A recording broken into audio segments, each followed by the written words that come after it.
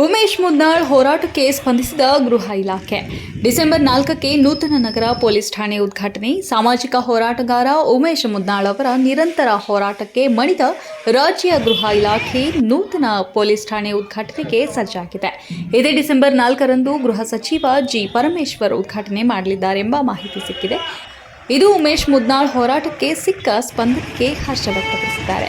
ಇನ್ನುಳಿದಂತೆ ಹಲವು ಕಟ್ಟಡಗಳು ಕೋಟ್ಯಾಂತರ ವೆಚ್ಚದಲ್ಲಿ ನಿರ್ಮಾಣಗೊಂಡು ಅನೈತಿಕ ಚಟುವಟಿಕೆಗೆ ತಾಣವಾಗಿ ನಿಂತಿವೆ.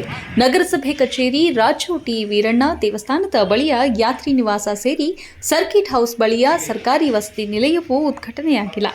ಇದು ಸಾಕಷ್ಟು ಖರ್ಚು ಮಾಡಿ ಕಟ್ಟಿರುವ ಕಟ್ಟಡ ಉದ್ಘಾಟನೆ ಆಗದೇ ಇರುವುದು ಶೋಚನೀಯ ಸಂಗತಿಯಾಗಿದೆ. ಕೋಟ್ಯಾಂತರ ರೂಪಾಯಿ ವೆಚ್ಚದಲ್ಲಿ ಕಟ್ಟಿರುವ ಕಟ್ಟಡದಲ್ಲಿ ಕಚೇರಿ ಮಾಡುವ ಬಯಕೆ ಇಲ್ಲದಿದ್ದರೆ ಬಾಡಿಗೆಗಾದರೂ ನೀಡಿದರೆ ಸರ್ಕಾರದ ಬೊಕ್ಕಸಕ್ಕೆ ಹಣವಾದರೂ ಬರುತ್ತದೆ. ಆದರೆ ಜಿಲ್ಲಾಡಳಿತ ಹಾಗೂ ಇಲ್ಲಿನ ಜನಪ್ರತಿನಿಧಿಗಳ ನಿಷ್ಕಾಳಜಿಯಿಂದ ಕೋಟ್ಯಾಂತರ ವೆಚ್ಚದಲ್ಲಿ ನಿರ್ಮಾಣವಾದ ಕಟ್ಟಡ ಹಾಳು ಬಿದ್ದಿವೆ. ಇತ್ತ ವಸತಿ ಶಾಲಾ ವಿದ್ಯಾರ್ಥಿಗಳು ಕೊರೆಯುವ ಚಳಿಯಲ್ಲಿ ಗ್ರಾಮೀಣ ಭಾಗದ ವಿದ್ಯಾರ್ಥಿಗಳು ಸ್ಕೂಲ್ ಕಾಲೇಜಿಗೆ ತೆರಳುತ್ತಿದ್ದಾರೆ. ಆದಷ್ಟು ಬೇಗನೆ ವಸತಿ ನಿಲಯ ಉದ್ಘಾಟನೆ ಮಾಡಿದರೆ ಗ್ರಾಮೀಣ ಮಕ್ಕಳು ಸೇರಿ ಸಾರ್ವಜನಿಕರಿಗೆ ಅನುಕೂಲ ಆಗಲಿದೆ. ಸರ್ಕಾರದ ಖಜಾನೆ ಲೂಟಿ ಮಾಡಿ ಕಟ್ಟಿರುವ ಕಟ್ಟಡಗಳನ್ನು ಆದಷ್ಟು ಬೇಗನೆ ಉದ್ಘಾಟನೆ ಮಾಡದಿದ್ದರೆ ಉಗ್ರ ಹೋರಾಟ ಮಾಡಲಾಗುವುದು. ನೂತನ ಕಟ್ಟಡಗಳು ಉದ್ಘಾಟನೆಯಾದರೆ ವಿದ್ಯಾರ್ಥಿಗಳು, ಸಾರ್ವಜನಿಕರು, ಅಧಿಕಾರಿಗಳಿಗೆ ಅನುಕೂಲವಾಗಲಿದೆ ಎಂಬ ಅಭಿಪ್ರಾಯ ವ್ಯಕ್ತಪಡಿಸಿದರು.